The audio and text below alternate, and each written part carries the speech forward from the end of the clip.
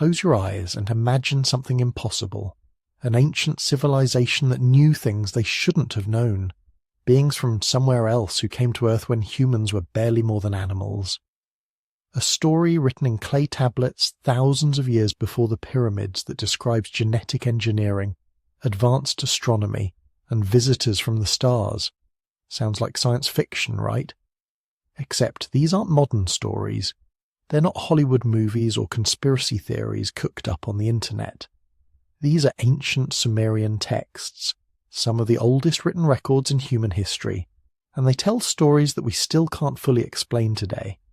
The Sumerians called them the Anunnaki. The name translates roughly to those who came from heaven to earth, and according to thousands of clay tablets scattered across museums worldwide, these beings didn't just visit, they stayed, they ruled, they created, they changed everything.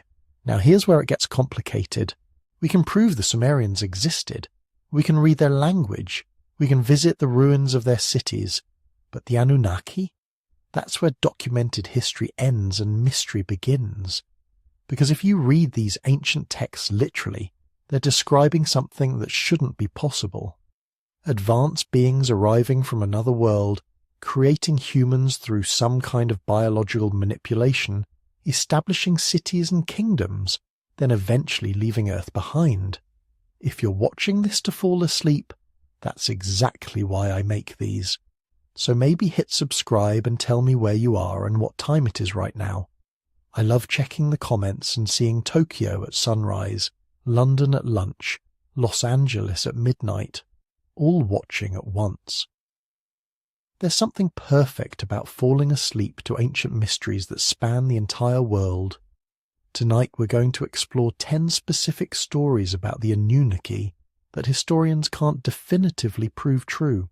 Not because they're definitely false, but because we're stuck in this fascinating grey zone between archaeological evidence and mythological possibility. Some of these stories align with strange gaps in the historical record.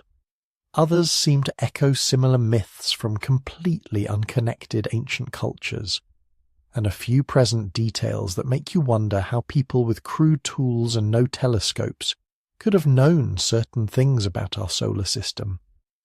We'll talk about why ancient texts describe the Anunnaki creating humans for labour, how Sumerian astronomy knew about planets that weren't officially discovered until the 1800s, what evidence exists for ancient mining operations in Africa that predate known civilizations, the pantheon of Anunnaki leaders who became the gods of Sumerian religion, wars fought with weapons that sound disturbingly like modern technology, underground structures that suggest advanced engineering, knowledge that was supposedly forbidden to humans, genetic anomalies in our own DNA that some researchers find suspicious, why these beings allegedly left Earth, and the persistent prophecies across multiple ancient cultures that they'll return. Here's what this video isn't. A definitive claim that aliens created humanity. Here's what it is. An honest look at 10 stories from our ancient past that don't have simple explanations. Stories that sit in that uncomfortable space between what we can prove and what we can't dismiss. The truth is, we don't know everything about our origins. The historical record has massive gaps. Ancient civilizations demonstrated knowledge we can't fully account for. And the Sumerians, one of humanity's first great civilizations, left behind texts describing things that sound impossible. So let's explore those impossibilities together. Let's look at what the ancient texts actually say, what evidence exists, and what remains stubbornly unexplained. Let's talk about the Anunnaki. Let's start with the story that started everything. The one that makes some people wonder if ancient Mesopotamia witnessed something we're not supposed to talk about in polite academic circles. The creation of humans by beings from somewhere else. Not through divine miracle, but through something that sounds disturbingly like genetic engineering. The primary source is a Sumerian text called the Enuma Elish. It's one of the oldest creation narratives in human history, carved into clay tablets around 4,000 years ago, though the stories it contains are probably much older. and what it describes is strange. Very strange. According to the text, the Anunnaki didn't create humans from nothing. They modified something that already existed. They took primitive hominids, creatures the text describes as essentially animals, and mixed their essence with the divine, changed them, upgraded them. The text uses language that some researchers find eerily reminiscent of genetic manipulation, blood of the gods mixed with the clay of the earth. Not metaphorical clay, according to some interpretations, but the biological material of existing creatures. Now, here's where this gets interesting. Compare what the Enuma Elish describes with what we know about human evolution. For millions of years, our ancestors changed slowly. Gradual modifications over enormous timescales. Bigger bodies, slightly larger brains, incremental improvements in tool use, standard evolutionary progression, nothing unusual. Then suddenly, in evolutionary terms, something remarkable happened. Around 200,000 years ago, cognitive abilities exploded. Brain size increased dramatically. Abstract thinking emerged. Language developed. Symbolic reasoning appeared seemingly out of nowhere. Within a cosmically brief period, creatures that had been making the same simple stone tools for hundreds of thousands of years were suddenly creating art, building shelters, developing complex social structures, and asking questions about the stars. Anthropologists call this the cognitive revolution, and if you're being honest, they don't fully understand it. Oh, there are theories: climate pressure, dietary changes, social competition. But none of them completely explain why the change was so rapid, so dramatic, so transformative. This is what some researchers call the missing link problem. Not a missing species, but a missing explanation for how cognitive abilities advance so quickly when physical evolution typically moves at a glacial pace. The Anunnaki theorists point to this gap and say, what if it wasn't natural? What if something intervened? According to this interpretation, the Anunnaki were advanced beings, possibly from another world, possibly from another dimension, possibly just from a more developed human civilization that we've lost to history. Doesn't matter where they came from. What matters is what they allegedly did.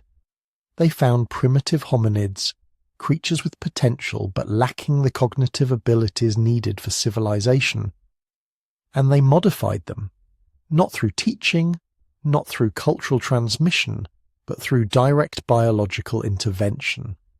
The Sumerian texts describe this process in terms that make modern geneticists uncomfortable. They talk about creating workers, beings designed for specific purposes. They describe mixing essences, combining the nature of the divine with the nature of the earthly. They use language of blood and clay, of divine breath and earthly matter. Strip away the mythological language, and some researchers see descriptions of genetic engineering, taking existing genetic material from primitive hominids, combining it with genetic material from the Anunnaki themselves, creating a hybrid species with enhanced cognitive abilities. Now, before we go further, let's acknowledge what we're dealing with here. There is zero archaeological evidence of advanced genetic laboratories in ancient Mesopotamia. No fossilized test tubes, no ancient CRISPR technology, no genetic sequencing equipment buried under Sumerian ziggurats. Modern genetics shows no evidence of sudden artificial intervention in human DNA. Our genetic code looks exactly like what you'd expect from natural evolution, complete with the messy redundancies and vestigial sequences that accumulate through millions of years of random mutation and natural selection. But here's why this story won't die. The parallels are unsettling. Ancient texts describing the creation of modified beings for specific purposes. Modern science now capable of doing exactly that. Gene editing, CRISPR technology, genetic enhancement. We're literally developing the capability to do what the Sumerian texts describe. Create modified organisms designed for specific functions. enhance cognitive abilities through genetic intervention, mix genetic material from different species to create hybrids with desired traits. It's as if the ancient myths anticipated technologies that wouldn't exist for thousands of years. Or maybe, and this is what keeps people awake at night, maybe they were describing technologies that already existed, technologies we've forgotten, technologies that were used on us. The Enuma Elish describes the creation process as deliberate, purposeful. The Anunnaki didn't create humans out of love or boredom. They created workers, beings capable of labor, of following instructions, of maintaining the infrastructure the Anunnaki needed, but also beings with just enough intelligence to be useful, not enough to be threatening. The perfect servants. And isn't that exactly what you'd expect from advanced beings conducting biological experiments? Not creating equals, but creating useful tools. Some researchers point to genetic anomalies in human DNA as potential evidence. The fused chromosome that distinguishes humans from other great apes. The relatively recent changes in genes associated with brain development and cognitive function. The unusually low genetic diversity in human populations compared to other species. Could these be signatures of intervention rather than natural evolution? The scientific consensus says no. These anomalies have natural explanations. Chromosomal fusion happens, genetic bottlenecks occur. Rapid evolutionary changes are possible under the right selective pressures. You don't need ancient aliens with test tubes to explain human origins. Natural processes are sufficient. But the story persists because it touches something deep. The feeling that human consciousness is different, special, somehow disconnected from the animal kingdom we emerged from. The sense that our rapid rise was too dramatic, too complete, too transformative to be entirely natural. Maybe that's just human exceptionalism talking. Maybe it's our egos refusing to accept that we're just another species, remarkable only because we're the ones telling the story. Or maybe, in the quiet hours before dawn, maybe it's something else. A racial memory of when we were changed, when something reached down and rewrote what we were, turning animals into something that could look up at the stars and wonder if someone was looking back. We can't prove the Anunnaki created us through genetic manipulation. The evidence isn't there, but we also can't fully explain why we became what we are. And in that gap between what we know and what we wonder, the ancient stories continue to whisper. What if the myths remembered what the scientists forgot? What if creation wasn't metaphor but description? What if we're not evolution's accident, but someone's design? The question remains unanswered, which means it remains possible, and possibility, however remote, is enough to keep the story alive. Here's where the Anunnaki story gets astronomical, in every sense of the word. Because according to the most popular interpretations of Sumerian texts, these mysterious beings didn't come from some vague location in the sky. They came from a specific place, a planet called Nibiru, sometimes referred to as the 12th planet in ancient records. And this planet, according to these interpretations, follows an elliptical orbit so extreme, so unusual, that it only comes close to Earth once every 3,600 years. Let's pause and appreciate how specific that claim is. We're not talking about ancient people vaguely pointing at the stars and saying, the gods came from up there. We're talking about detailed astronomical knowledge recorded in cuneiform tablets thousands of years old. Knowledge that, according to some researchers, describes planetary movements and celestial mechanics that ancient civilization supposedly couldn't have understood. The story begins in the 1970s with Zecharia Sitchin, a scholar who could read ancient Sumerian and Akkadian. Sitchin spent decades translating cuneiform tablets, focusing particularly on texts that dealt with cosmology and the origins of humanity. What he claimed to find was extraordinary. According to his interpretations, the Sumerians possessed detailed knowledge of our entire solar system, including planets that weren't officially discovered until modern times. Uranus, discovered in 1781. Neptune, confirmed in 1846. Pluto, identified in 1930. The ancient Sumerians, according to Sitchin, knew about all of them thousands of years earlier. More than that, they supposedly knew about an additional planet, Nibiru, a massive world with an orbit unlike anything in our conventional solar system. While Earth and the other planets orbit in relatively circular paths, all staying roughly in the same plane, Nibiru allegedly follows a wildly elongated ellipse that takes it far beyond the outer planets, before swinging back toward the inner solar system every 3,600 years. Sitchin based these interpretations primarily on a Sumerian cylinder seal, known as V243, housed in the Vorderasiatisches Museum in Berlin. This seal, dating to around 2500 BCE, shows various figures and symbols. In the upper left portion, there's a depiction of what Sitchin identified as a star surrounded by 11 dots or globes. To Sitchin, this was obvious. The star represented our sun. The 11 globes were planets: Mercury, Venus, Earth, Mars, Jupiter, Saturn, Uranus, Neptune, Pluto, our moon counted as a separate body, and Nibiru itself, making 12 bodies total in the Sumerian cosmology. If true, this would be staggering. It would mean that 4,500 years ago, without telescopes, without spacecraft, without any of the technology that allowed modern astronomers to discover distant planets, the Sumerians somehow knew the exact configuration of our solar system. Not approximately, not in some symbolic way, but with precision that shouldn't have been possible.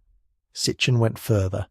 He translated various Sumerian creation myths, particularly the Enuma Elish, as describing not spiritual or metaphorical events, but actual astronomical catastrophes. According to his interpretation, Nibiru entered our solar system billions of years ago. Its gravitational influence disrupted the orbits of existing planets. It collided with a planet called Tiamat, located between Mars and Jupiter, splitting it in two. One half became Earth, the other became the asteroid belt.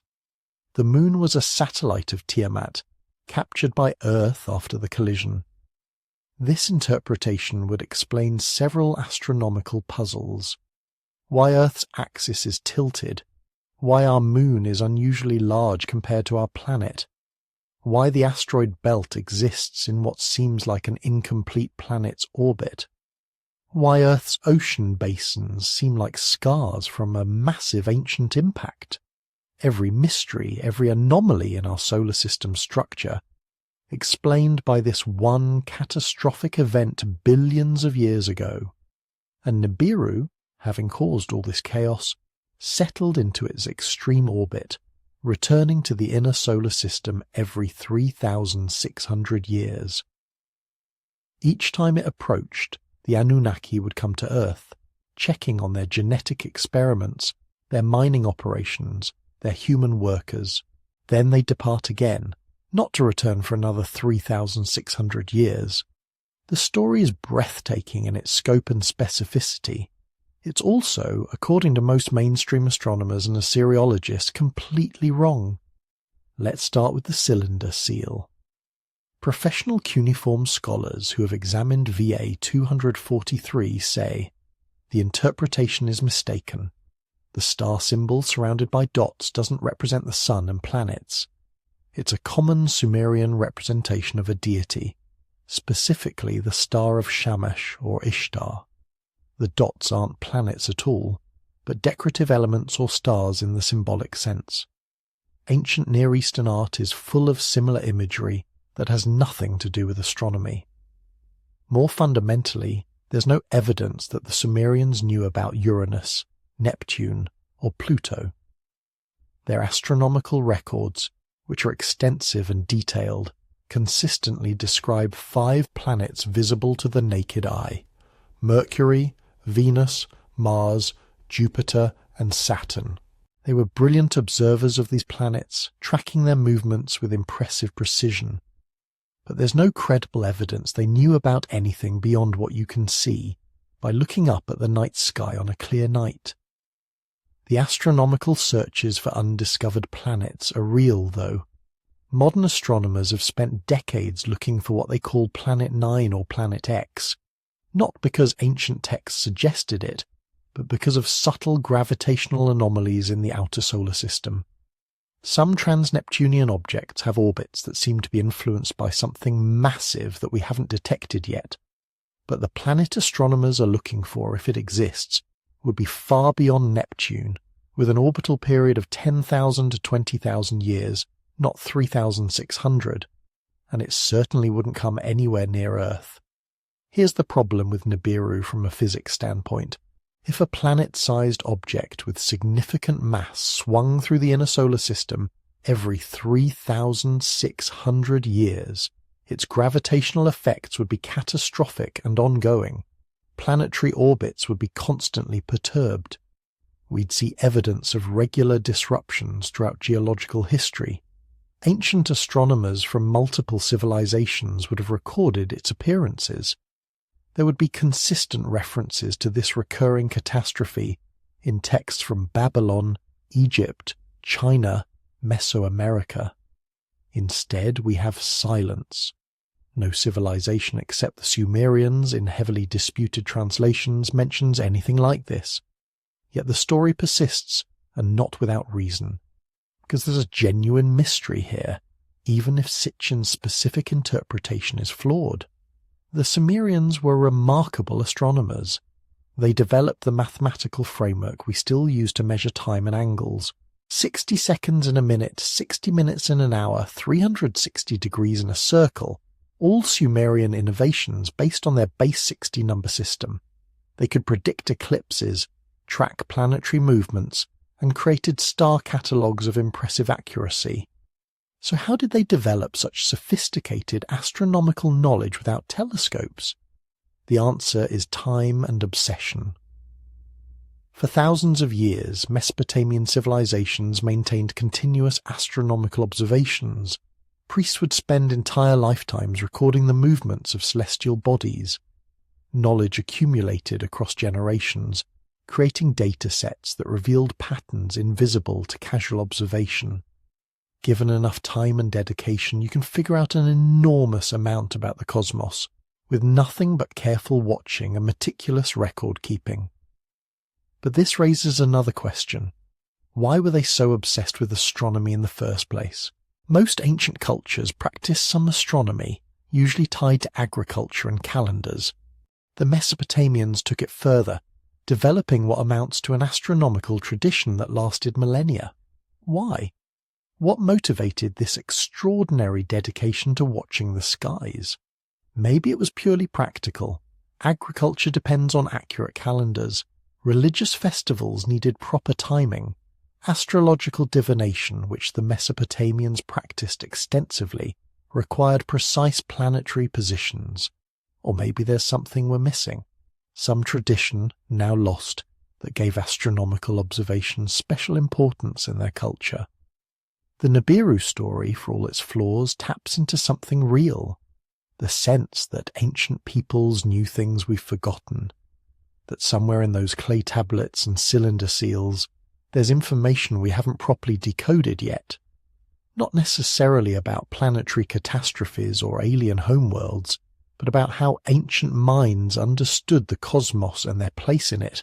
Modern archaeology keeps finding that ancient civilizations were more sophisticated than we assumed, more connected, more knowledgeable, more capable.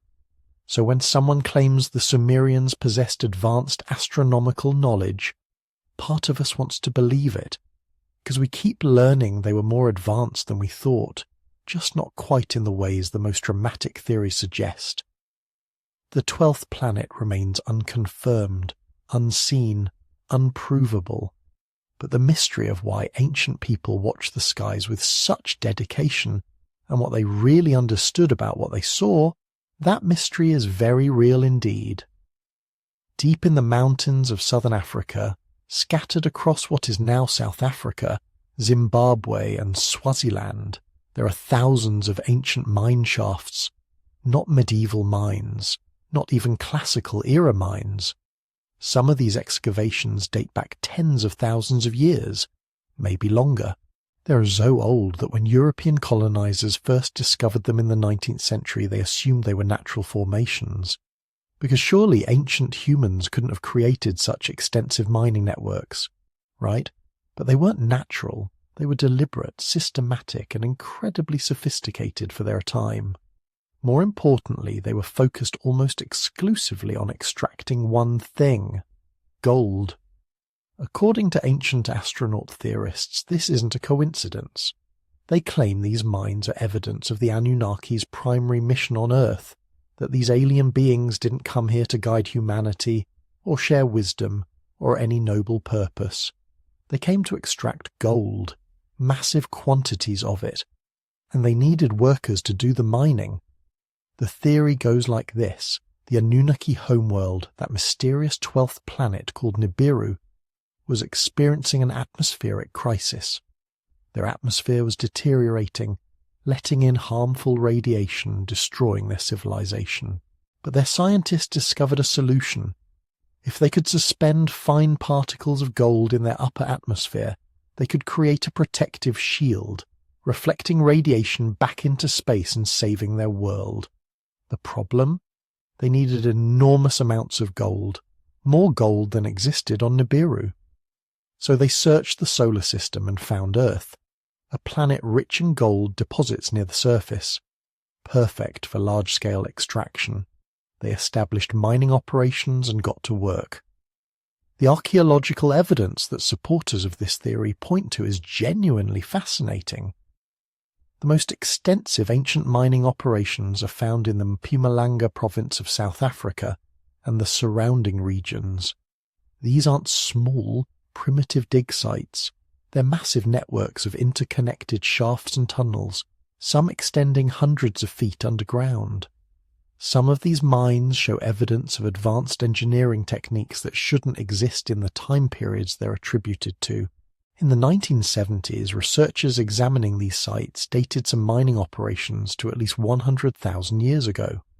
Some estimates push certain sites back even further, which creates an immediate problem for conventional archaeology.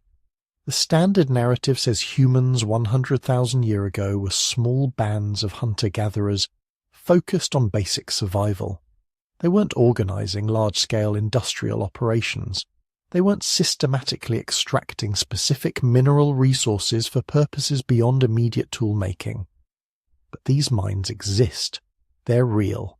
They required significant labor, planning, and coordination to create. Someone organized this.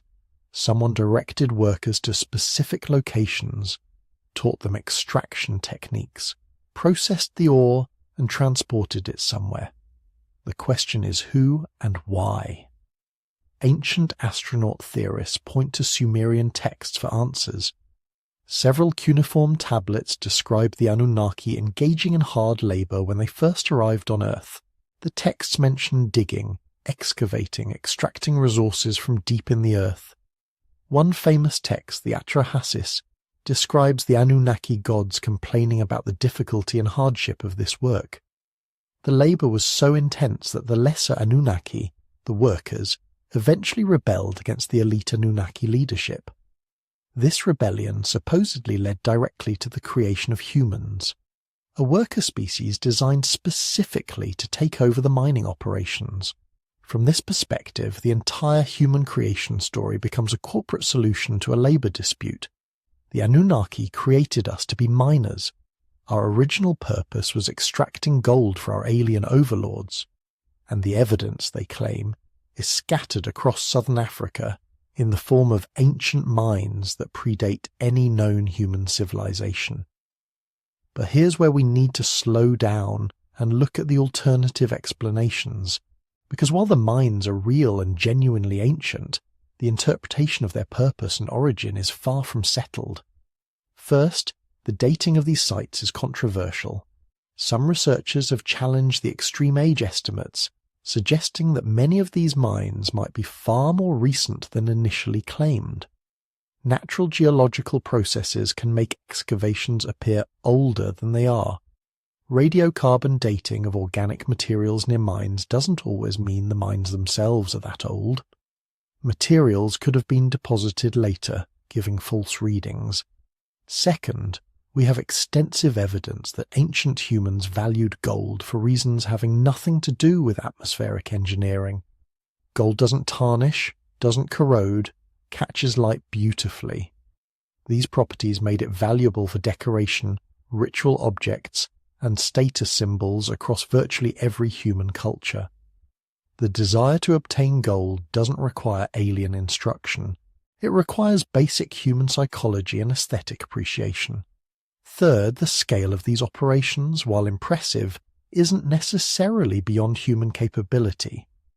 Archaeological evidence from around the world shows that ancient peoples were capable of organizing large-scale labor projects when motivated. The Egyptian pyramids required millions of person-hours. The Great Wall of China involved hundreds of thousands of workers over centuries. Angkor Wat demanded massive coordination and resource management. Humans have always been capable of organizing complex projects when cultural or economic incentives aligned properly. What's more, gold had practical uses beyond decoration.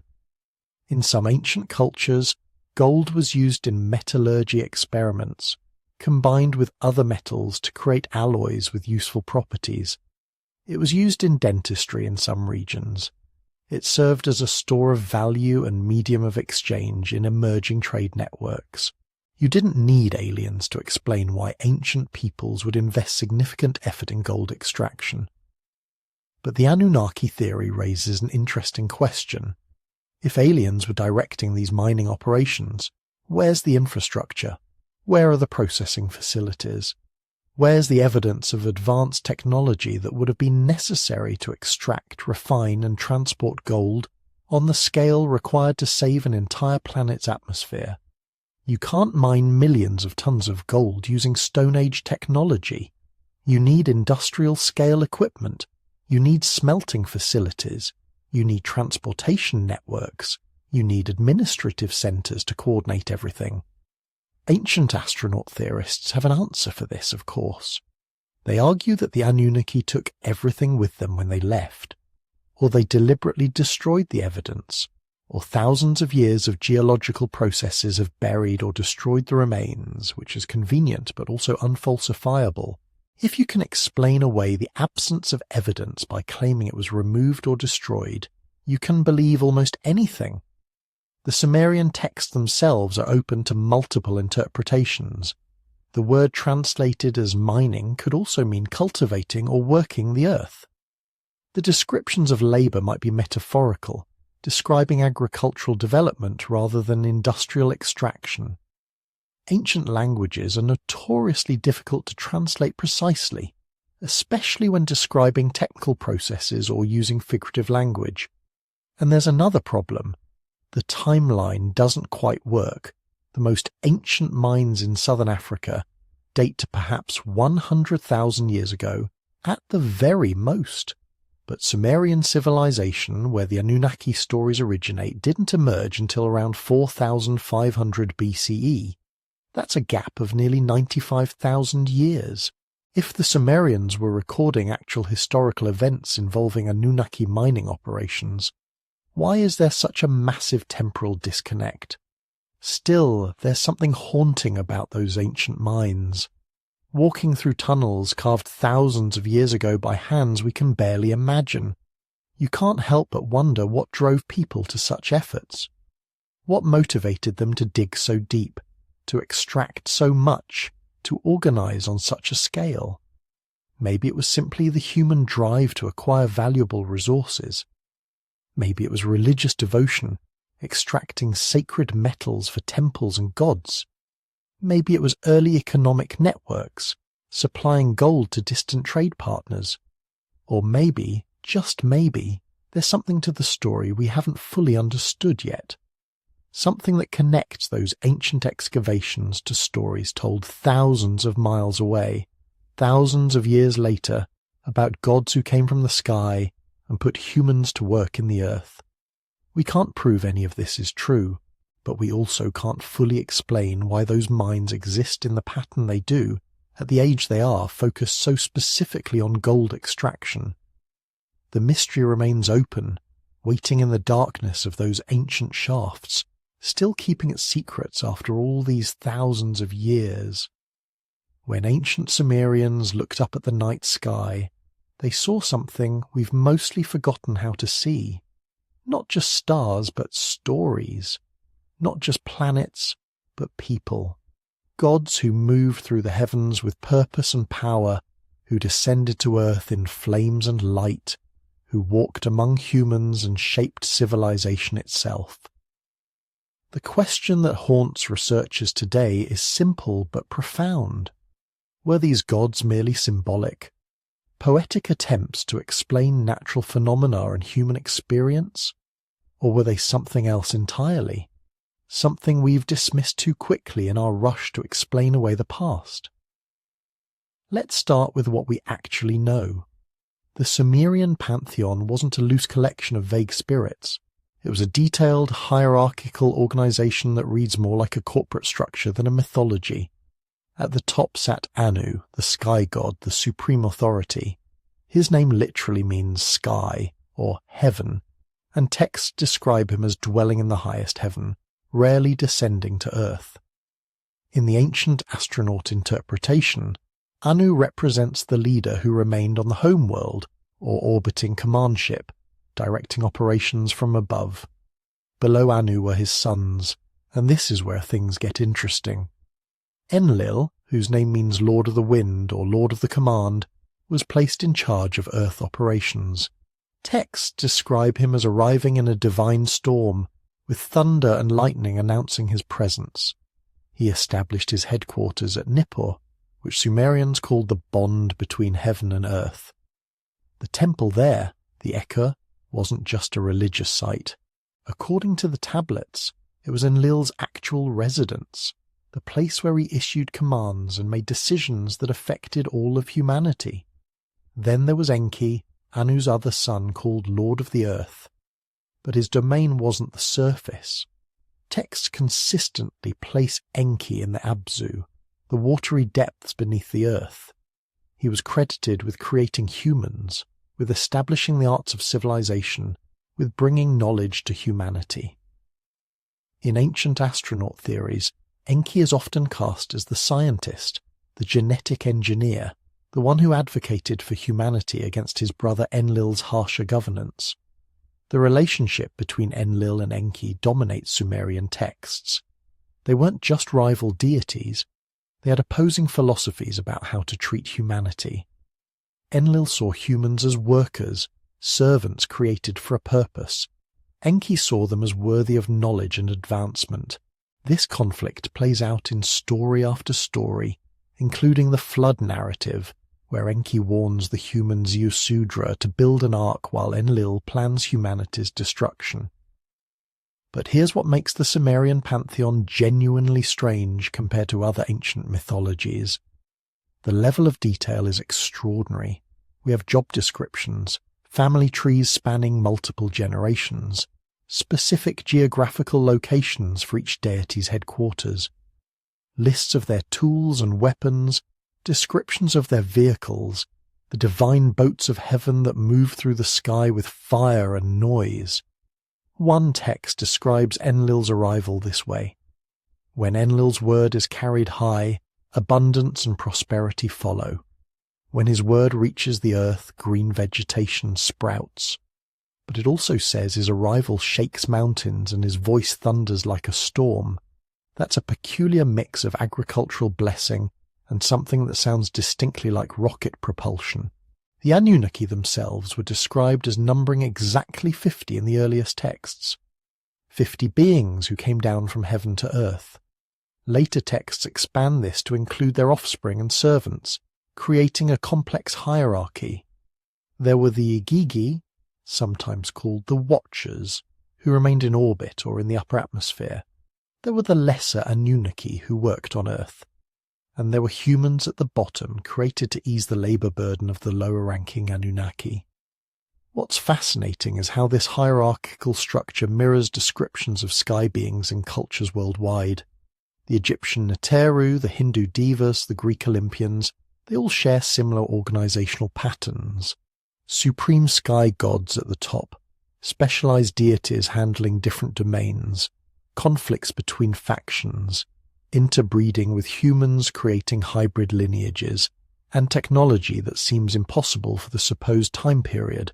Flying vehicles, weapons that sound like advanced energy devices, healing chambers, devices that grant immortality or extended life. In Hindu texts, the Vimanas are flying palaces that move through the sky with fire and smoke. In Mayan codices, the gods descended in sky boats that roared like jaguars. In Aboriginal Australian Dreamtime stories, the Wandjina came from the sky in vehicles that shook the earth. In Dogon tradition in Africa, the Nommo descended from Sirius in an ark that spun and made terrible noise as it landed. These aren't vague mythological beings. They're described with the kind of practical detail you'd expect from eyewitness accounts. The scholarly explanation is cultural diffusion and universal human psychology. Humans everywhere look at the sky and wonder. Humans everywhere experience natural phenomena, storms, meteors, eclipses, and try to explain them through story. Humans everywhere create hierarchies because that's how we organize ourselves. So naturally we imagine divine hierarchies too. The similarities across cultures, in this view, reflect shared human nature, not shared encounters with actual beings. And this explanation makes sense. It's grounded in what we understand about how cultures develop and how mythologies function.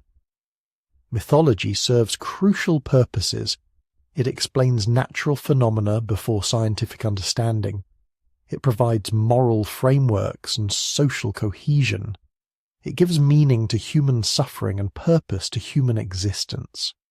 The Sumerians needed to explain floods, droughts, earthquakes, disease, creating a pantheon of powerful but temperamental gods who could be appeased through ritual made the random cruelty of nature feel manageable. But the ancient astronaut interpretation keeps returning to those details. Why describe Enlil's arrival with such specific sensory information? Thunder, earthquake, blinding light, mountains shaking. That reads less like poetic metaphor and more like someone describing something they actually witnessed. Something terrifying and unprecedented. Something that left a mark on collective memory so deep it was preserved in text for thousands of years. Consider the Sumerian king list, which divides history into two periods, before the flood and after the flood. Before the flood, kings reigned for impossibly long periods, tens of thousands of years. After the flood, reign lengths become more realistic, more human. The ancient astronaut interpretation suggests the pre-flood kings were actually the Anunnaki themselves, or human Anunnaki hybrids with extended lifespans due to advanced genetics or technology. The conventional interpretation says the long reign periods are mythological, symbolic of a golden age, not meant to be taken literally. And yet, the Sumerian king list doesn't read like mythology. It reads like a chronicle, mixing the extraordinary pre-flood rulers with ordinary post-flood ones without changing tone or style. It treats both periods as equally historical. What makes the Anunnaki narrative so compelling is this constant tension between myth and history, between symbolic interpretation and literal reading, between what makes sense to our modern scientific worldview and what the texts themselves seem to be saying. The Sumerians weren't writing fantasy. They were recording what they believed to be their actual history, the origins of their cities, their institutions, their knowledge. Whether that history was distorted through cultural lenses, whether it was mythological from the start, or whether it preserved actual encounters with something extraordinary, That's the question we still can't answer with certainty. What we can say is that the Sumerian Pantheon remains one of the most detailed and influential mythological systems ever created. Its influence spread to Akkadian, Babylonian, and Assyrian cultures. Its echoes appear in biblical texts, in Greek mythology, in religious traditions across the ancient Near East. Something about these stories resonated deeply enough to survive millennia of cultural change. Were the Anunnaki gods, aliens, or metaphors? The texts themselves won't give us a simple answer, but they'll keep us wondering, keep us questioning whether the ancients were writing poetry or history. And maybe that uncertainty, that mystery, is exactly what makes these stories still matter thousands of years after they were first carved into clay. The ancient texts don't just tell stories of gods creating humans and mining gold. They describe something far more disturbing: war. Not metaphorical spiritual battles, but actual physical conflicts with weapons, tactics, and devastating casualties. Wars between the gods themselves, and sometimes wars where humans were caught in the crossfire. The Sumerian tablets are shockingly detailed about this. They describe conflicts between different Anunnaki factions, disputes over territory and resources, battles for control of specific cities and regions. These weren't simple disagreements. They were full-scale wars with armies, strategies, and weapons that the texts describe in terms that still puzzle researchers today. Take the conflict between Enlil and Enki, two of the most powerful Anunnaki leaders. According to the tablets, their rivalry wasn't just political. It was violent. They commanded different factions, controlled different territories, and repeatedly clashed over how humans should be treated and what role they should play in Anunnaki society. Some texts suggest these conflicts lasted for thousands of years, with periods of open warfare followed by uneasy truces. But here's what makes these accounts genuinely unsettling. The descriptions of the weapons used in these conflicts don't sound like anything from ancient human warfare. The tablets describe what they call weapons of brilliance, devices that could destroy entire cities, weapons that made the earth shake and filled the sky with fire. One text describes a weapon that raised a storm that demolished the land, that ripped away the vegetation, that like a flood wave reached the heights of heaven. That's not a metaphor for a particularly effective sword. That's describing something else entirely. Something with destructive power that ancient humans had no frame of reference for except natural disasters. Floods, earthquakes, volcanic eruptions. The texts use the language of natural catastrophe to describe weapons of war. The most detailed account comes from what researchers call the Eridu Lament. It describes the destruction of several Sumerian cities during what appears to be a conflict between Anunnaki factions. The text says a storm was released that turned day into night, that made stones and large hailstones rain from the sky, that caused people to abandon their cities in terror.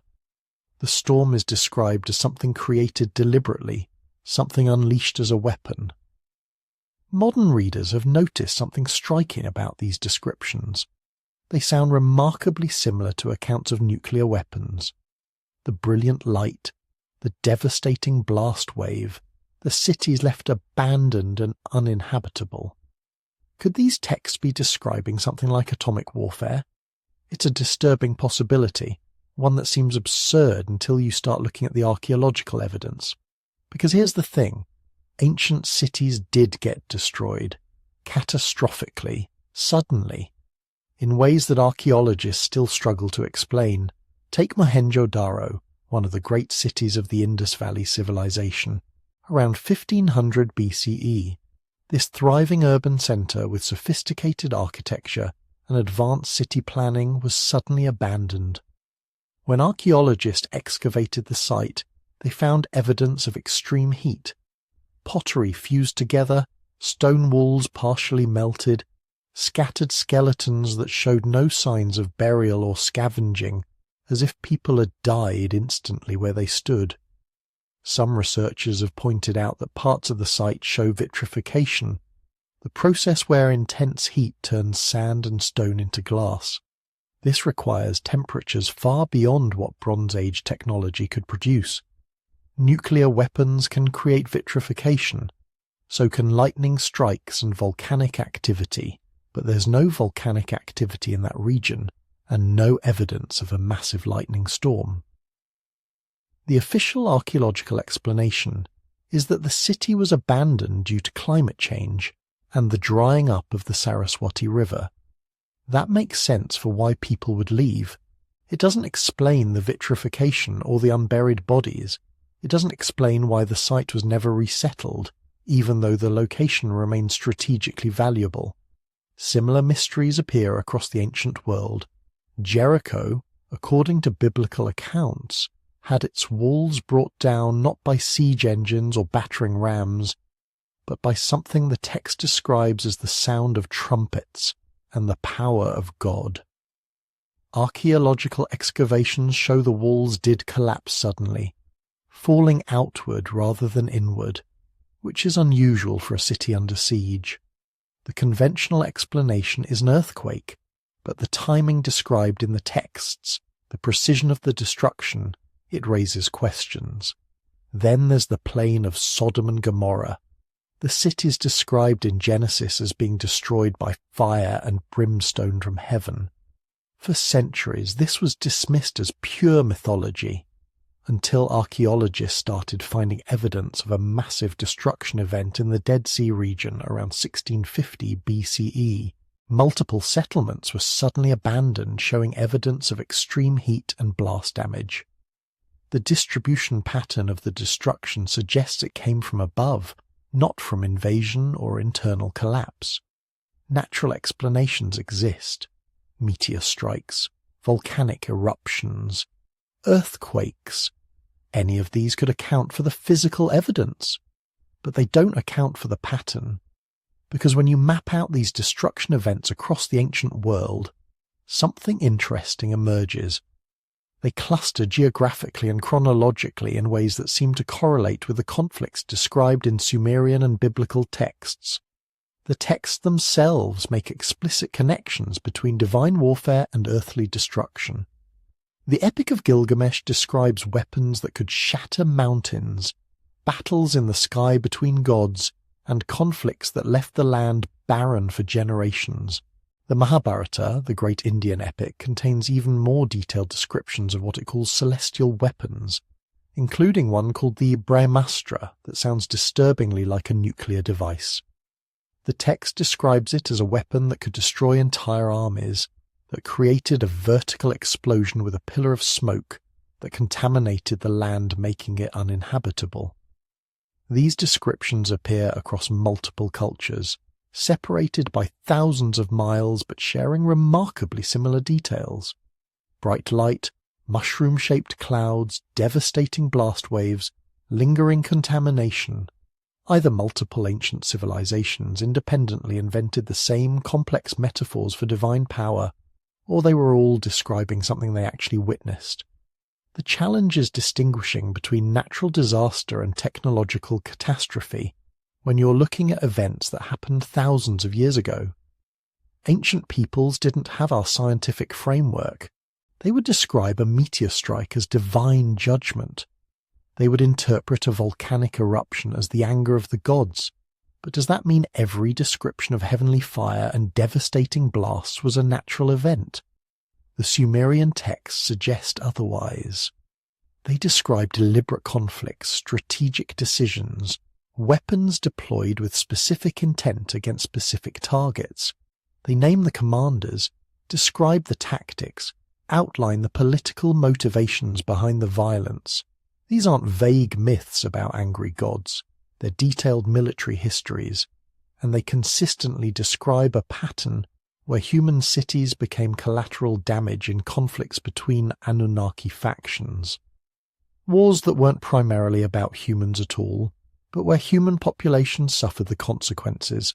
Cities destroyed because they supported the wrong faction. Populations scattered because they occupied strategically important territory. entire civilizations collapsing because the gods were fighting among themselves. Whether these accounts describe actual extraterrestrial conflicts or are elaborate mythological explanations for natural disasters and human warfare, they reveal something important. Ancient peoples experienced catastrophic destruction on a scale that terrified them.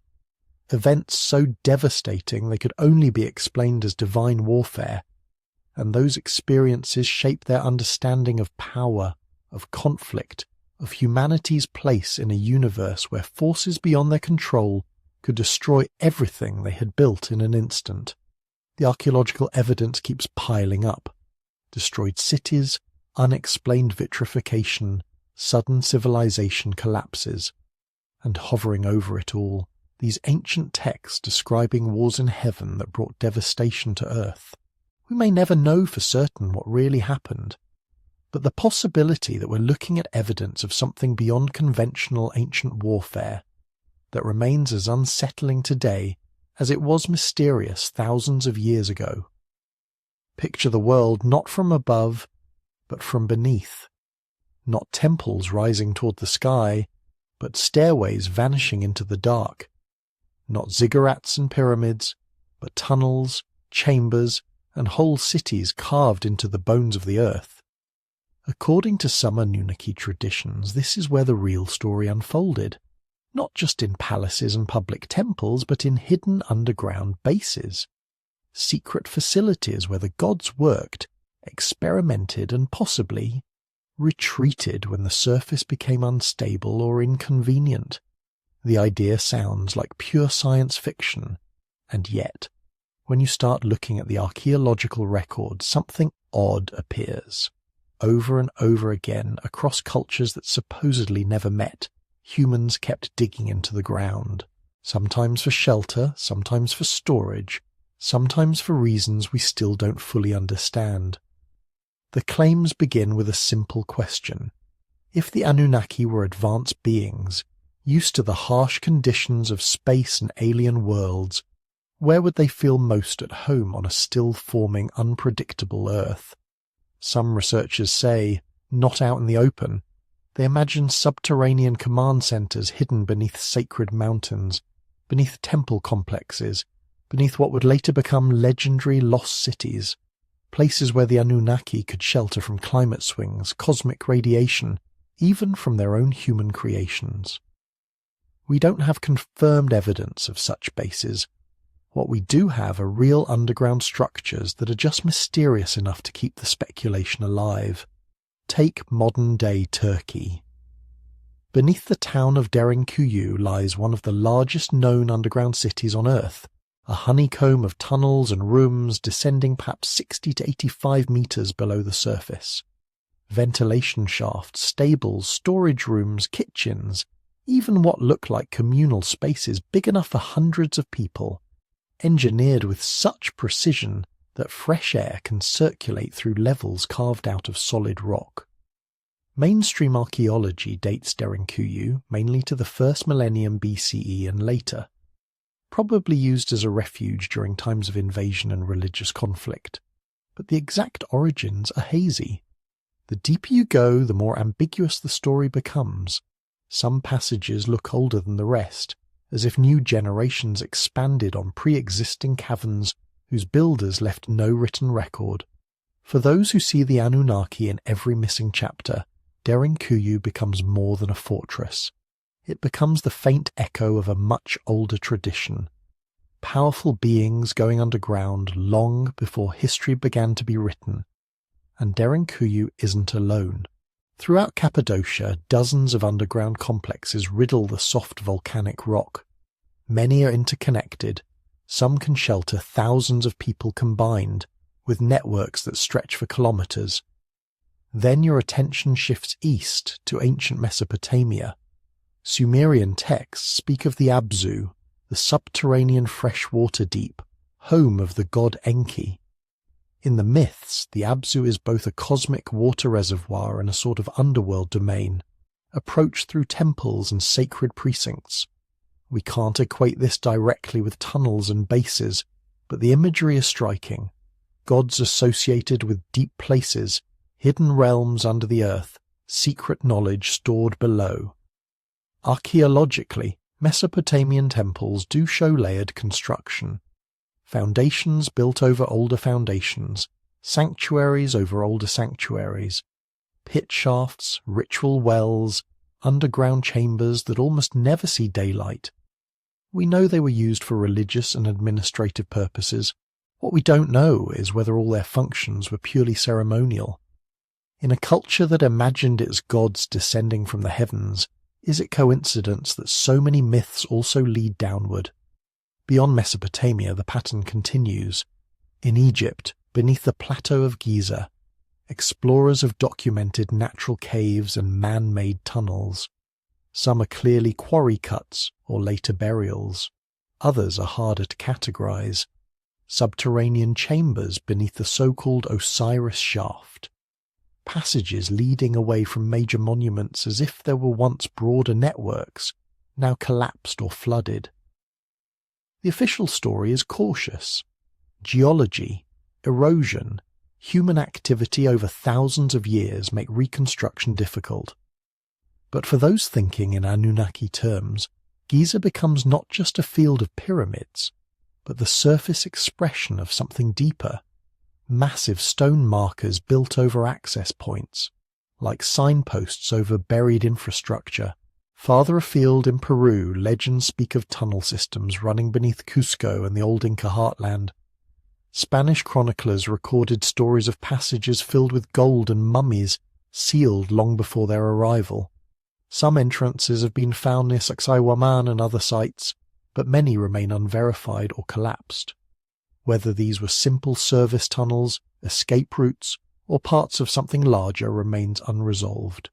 And then there are cases like the Hypogeum of Halsaflieni in Malta, an underground complex carved around 4000 to 2500 BCE, multiple levels, curved womb-like chambers with remarkable acoustic properties, a place of ritual, burial, maybe trance states. No Anunnaki texts, no explicit links to Mesopotamia. Just another example of humans choosing to carve their most sacred spaces not upward, but inward, into the rock. For those who see a hidden pattern, all of this starts to look less like coincidence and more like a scattered blueprint. Anunnaki theorists propose that advanced beings might prefer underground facilities for very practical reasons. Temperature stability. Deep beneath the surface, temperatures barely change. Perfect for long-term habitation and storage. Shielding. Rock is a natural barrier against radiation, meteor impacts, and even large-scale surface disasters. Control. Access can be tightly managed. One entrance, one corridor, one chamber after another. A design well suited for laboratories, command centers, or anything you don't want wandering humans to stumble across. On this view, some lost cities weren't lost because they sank into the sea or were swallowed by jungle. They were lost because they were never meant to be visible in the first place. They were built below, concealed from the world, and abandoned when their builders left or relocated. This is where tunnel networks enter the story. There are verified ancient corridors linking temples and settlements, the passages under Teotihuacan in Mexico, the tunnels connecting plazas and pyramids, the Qanat systems of Iran, underground water channels extending for tens of kilometers, Roman catacombs and early Christian refugees carved out beneath cities.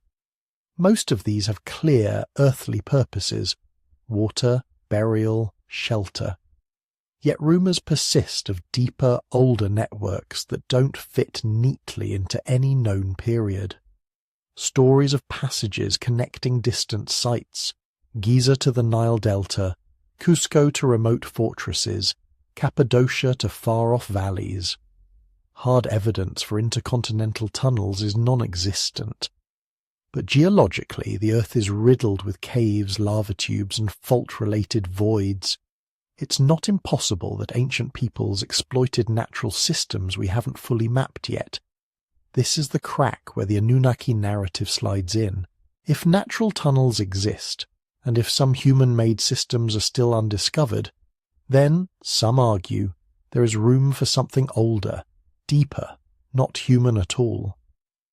Perhaps early civilizations were given access to certain segments, while the gods retained deeper levels.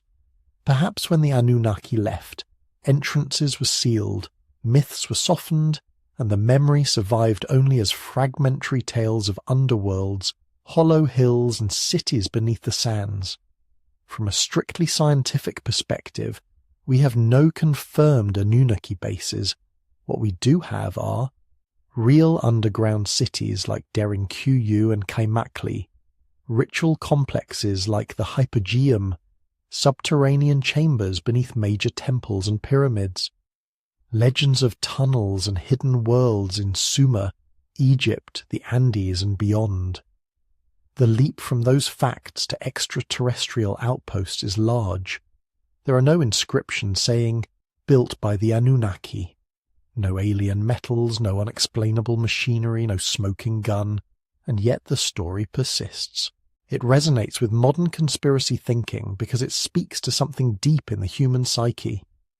The sense that there is always more beneath the surface, that power hides itself, that the real decisions, the real technologies, the real histories do not take place in the open air but behind closed doors or behind layers of rock. Subterranean Anunnaki bases blend several powerful ideas at once: advanced beings, secret knowledge, concealed infrastructure, and a past far stranger than we were taught in school. Speculative archaeology picks up the tantalizing fragments: underground halls, unexplored shafts, myths of gods in the deep, and weaves them into a single shadowy narrative. Whether that narrative is true, half-true, or pure imagination, we don't yet know.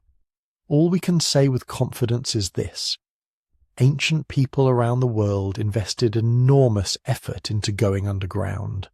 They carved cities, shrines, storehouses, and labyrinths where sunlight never reached. And they told stories about powerful beings who came from the sky and then vanished into the earth. Between those two facts there is a vast, dark space. For some, it's simply the unknown. For others, it is exactly where the Anunnaki still are, waiting, hidden, in bases we haven't yet rediscovered. By the time the first cities rose on the plains of Sumer, something strange had already happened to human knowledge.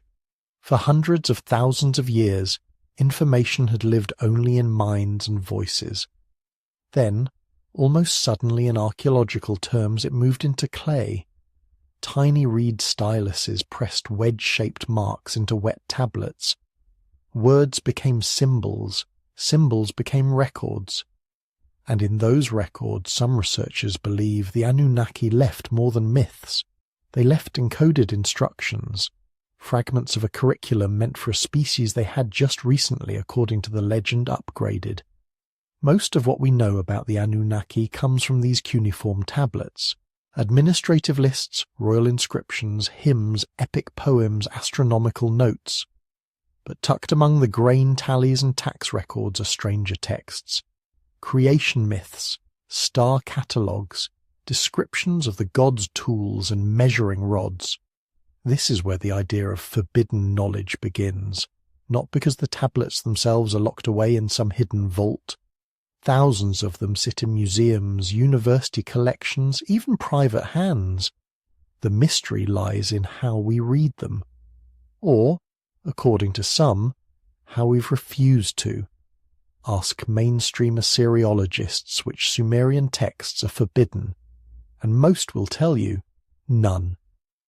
There are difficult texts, damaged texts, obscure ritual instructions that nobody bothers to translate because they're repetitive or fragmentary, but not a secret bookshelf of banned tablets. Yet if you talk to alternative researchers, you hear a different story. They point to specific categories of writings that they claim are quietly sidelined. Creation epics like the Enuma Elish, where gods fashion humans to bear the yoke of labour the gods no longer want to do. Lists of kings who supposedly ruled for tens of thousands of years before the flood. Astronomical tablets that some say describe planets we supposedly didn't know existed. Healing incantations that mix practical medicine with strange references to binding and loosening life force. On the surface, these are just myths, lists and rituals. But viewed through an Anunnaki lens, they start to look like something else. Like pieces of advanced knowledge translated into the only language early city dwellers could understand. Story and symbol. Think about how you would explain a genetic laboratory to a Bronze Age farmer. You wouldn't talk about nucleotide bases or CRISPR. You'd talk about life writing and clay of the body, reshaped by divine hands. You'd say the gods moulded humans, knit their sinews, commanded the blood to obey. That's exactly the kind of language we find in Sumerian and Akkadian creation texts. Gods mixing clay with the blood of a god, forming workers to relieve the gods of toil. To a traditional scholar, this is mythic metaphor. To an Anunnaki theorist, it sounds uncomfortably like a poetic description of genetic manipulation. The same pattern appears with the sky. Cuneiform tablets contain detailed star lists, observations of planetary movements, even predictions of eclipses.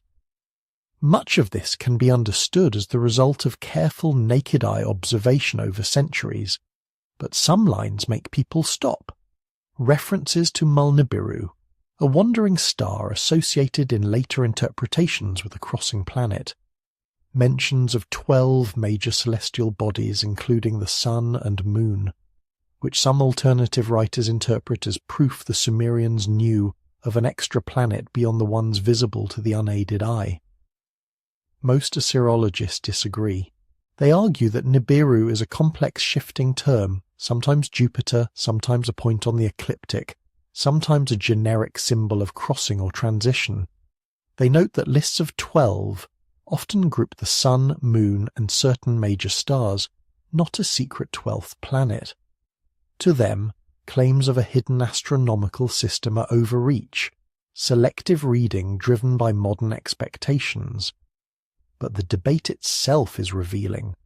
It shows how fragile the chain of translation really is. Every cuneiform tablet has to pass through multiple layers. Decipherment of the signs, reconstruction of missing fragments, choices about meanings of words with several possible senses, then interpretation of context. At each step, decisions are made, assumptions creep in, ambiguity gets resolved one way or another.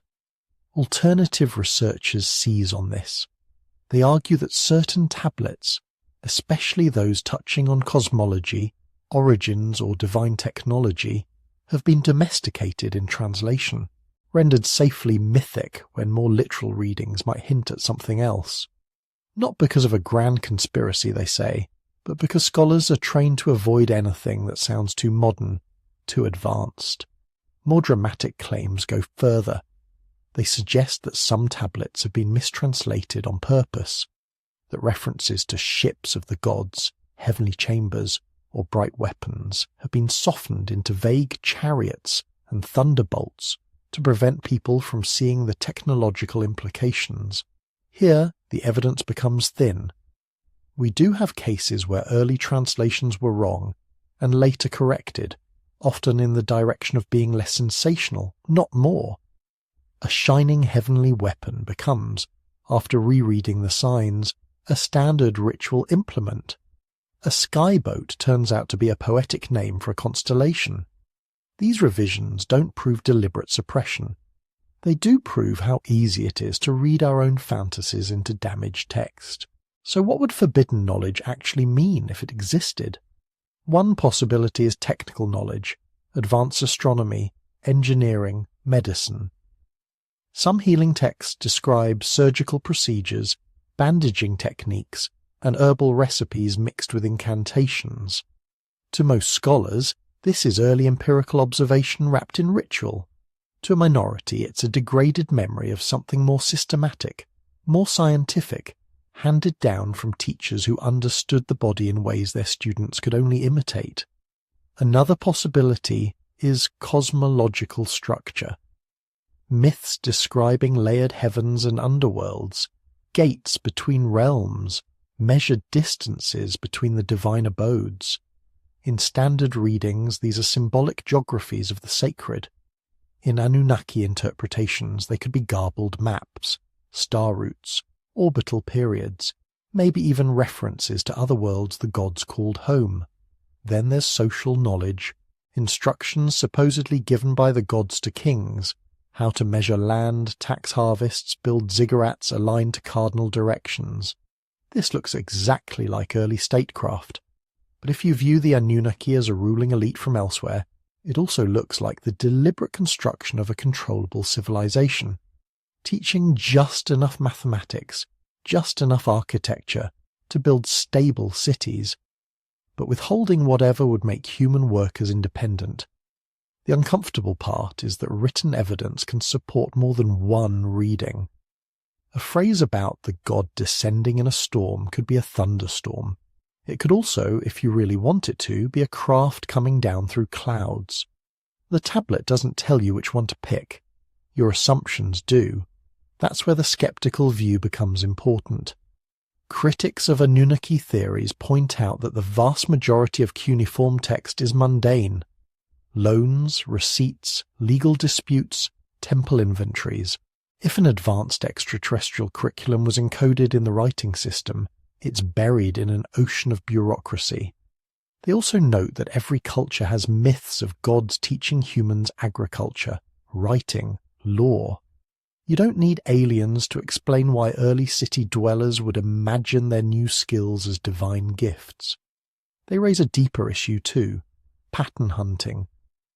When you already believe the Anunnaki brought forbidden knowledge, you're more likely to interpret any reference to measuring the heavens as advanced astronomy, any tablet of destinies as some kind of control device, any breath of life as technology instead of metaphor. The texts become mirrors reflecting the reader's expectations, but the skeptics don't agree on everything either. Assyriologists still argue over key words, over the identification of deities, over whether certain passages are literal or symbolic. Some see in the star lists a surprisingly sophisticated observational astronomy. Others call it largely divinatory, more concerned with omens than orbits. Legitimate scholarly debate exists, and it's not always as settled as popular summaries make it sound. That's where the tension lives, between academic rigor and alternative interpretation. On one side, a method that insists on context, on the slow accumulation of evidence, on refusing to leap beyond what the tablets safely support. On the other, a willingness to connect distant dots, to treat myths as data, to ask whether just stories might preserve distorted memories of something that really happened. In the quiet dark, listening to these competing voices, it's possible to hold more than one thought at once.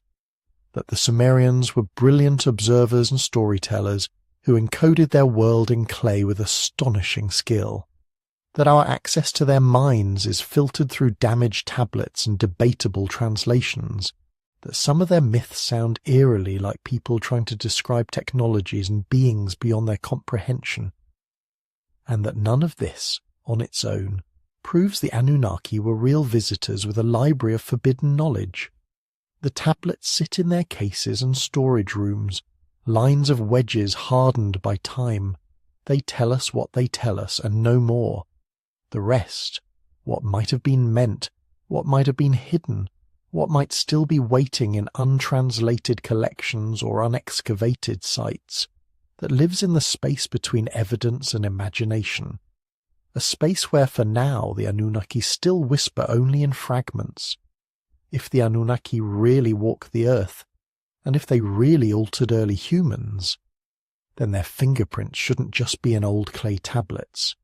They should be in us, in every cell, in every chromosome, in every quiet heartbeat as you lie in the dark, listening to stories about a past no one can fully prove or fully dismiss.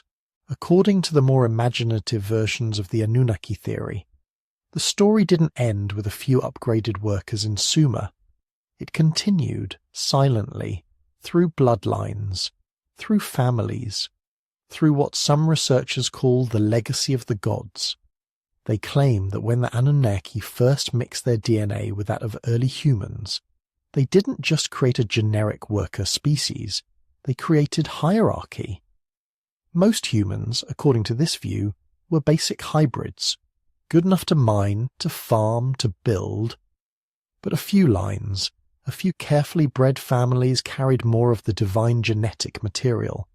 Those lines, the theory says, became the first priest-kings, the rulers who stood between gods and humans because supposedly they were a little bit of both. This idea shows up all over ancient mythology. In Sumer, kings often claimed to be chosen by the gods, or descended from them. In Egypt, pharaohs were children of Ra. In Mesopotamia, in Greece, in Mesoamerica, royal families insist they are a different kind of human, not just richer, not just more powerful, different in their blood. Modern Anunnaki theorists take that language literally. They talk about Anunnaki bloodlines that supposedly run like hidden rivers through history. The kings of Sumer, the royal houses of Babylon and Assyria. Later pharaonic dynasties, Hittite rulers, Persian nobility, even medieval European royal families are sometimes folded into one continuous story. That power follows a genetic thread, woven by beings who weren't entirely human. From a scientific standpoint, that's a massive claim. If true, it would mean that buried somewhere inside modern human genomes, especially in certain families, you should be able to find something odd. A pattern that doesn't quite fit.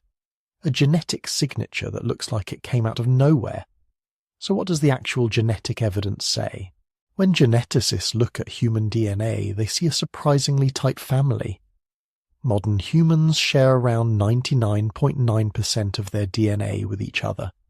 The differences that remain, eye color, skin tone, lactose tolerance, disease resistance, are tiny ripples on a huge ocean of shared ancestry. Two key tools get used a lot in these studies. One is mitochondrial DNA, or mtDNA.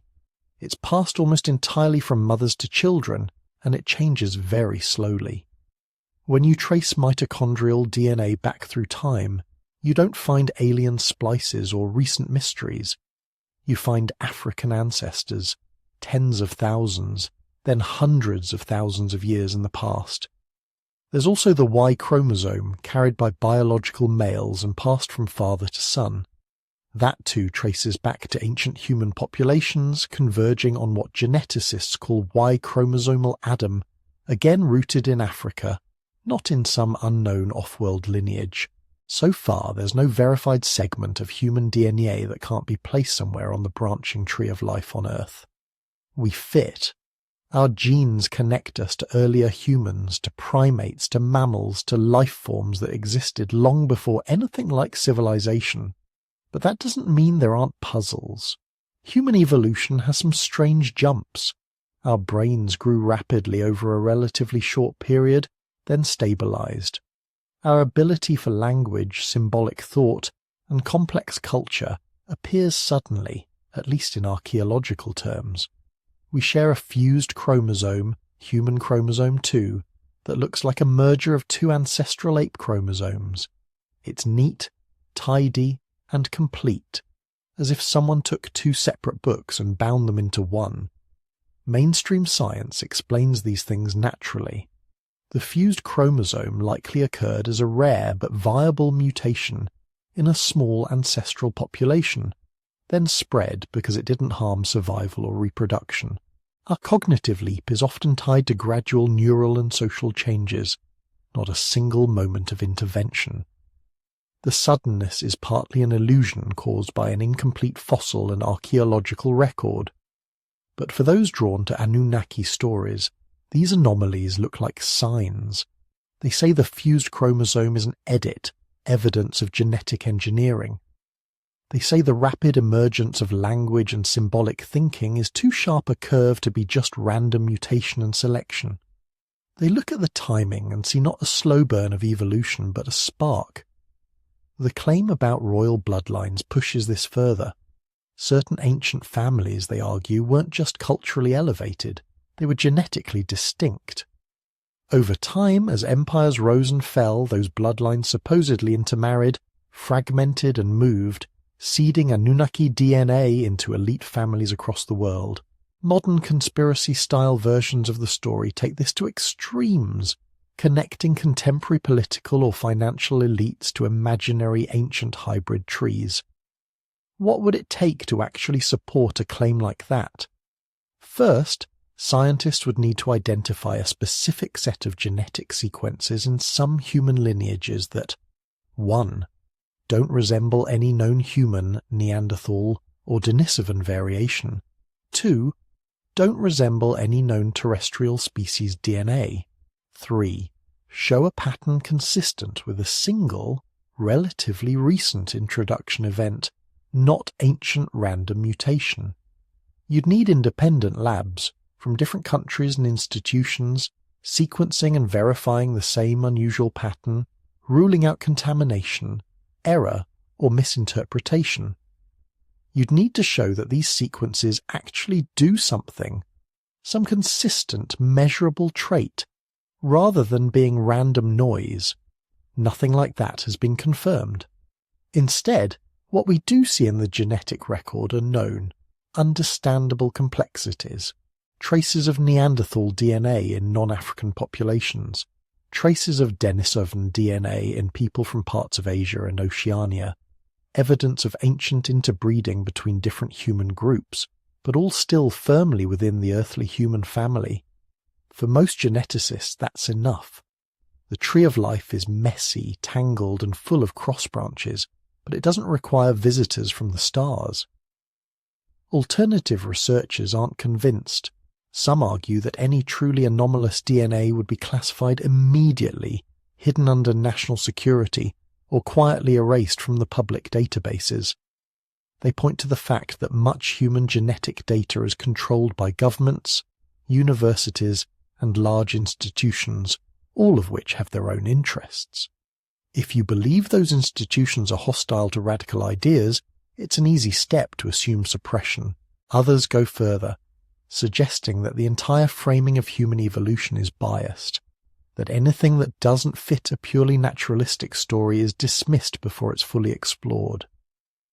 In this view, the mystery isn't that we haven't found Anunnaki DNA. The mystery is whether we'd be allowed to recognize it if we did. Is there any modern population that looks genetically like it might carry something unique and unexplained from an extraterrestrial source? So far, no.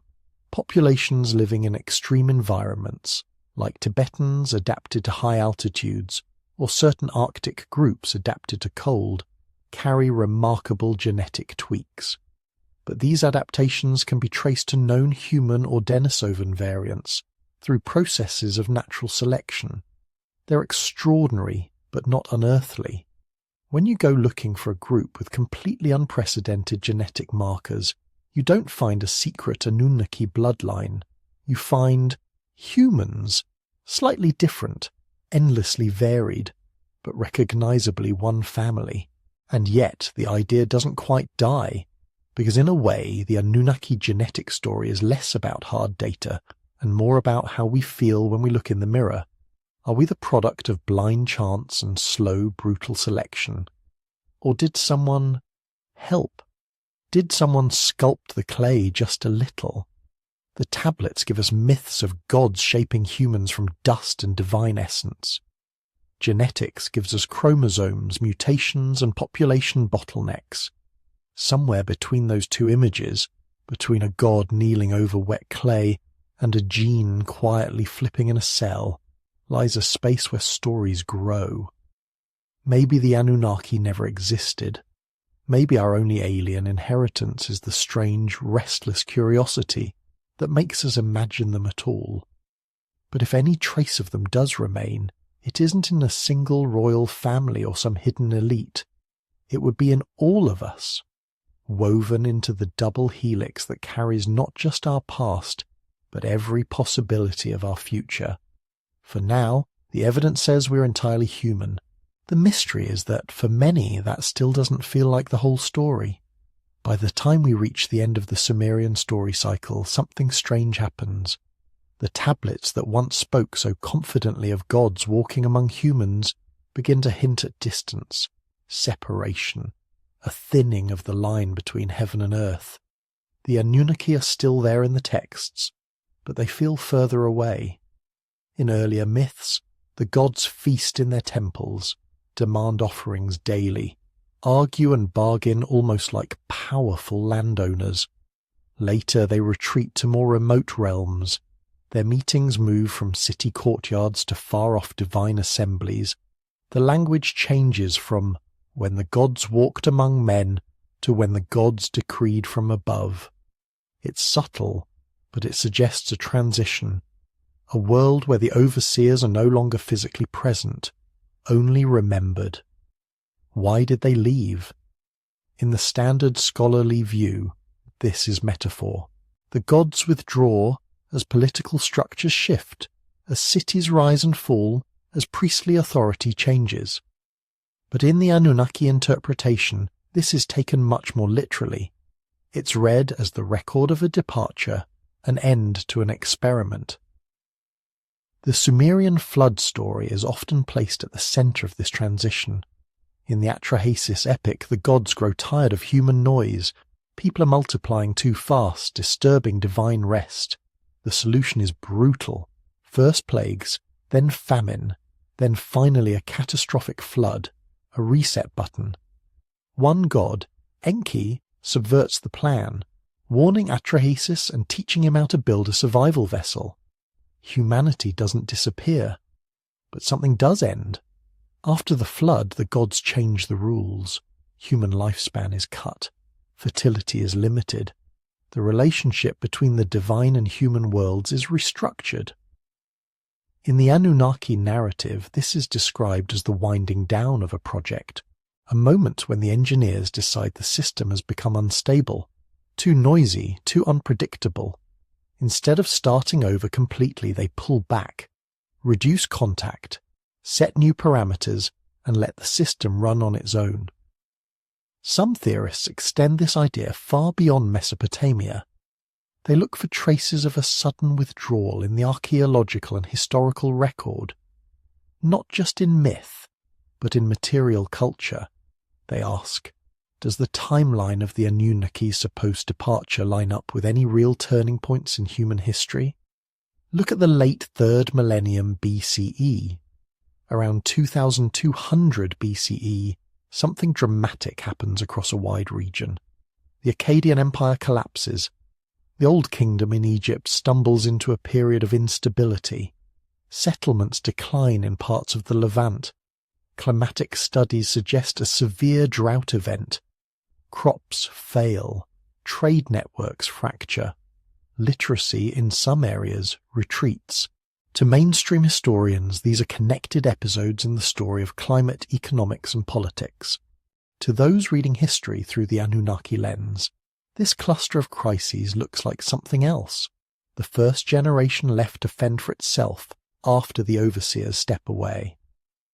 If the Anunnaki had once been present, whether as real beings or as a powerful organizing idea, their withdrawal would have consequences.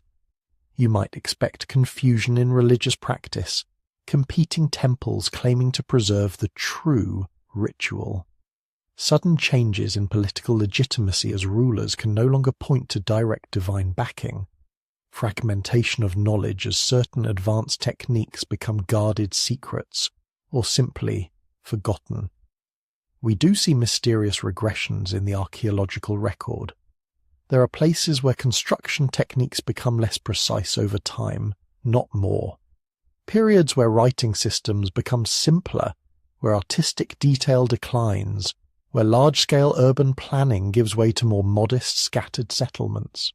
None of this proves anything about spacefaring gods, but if you believe they once walked among us, it's easy to interpret these dips and breaks as the aftershocks of their departure.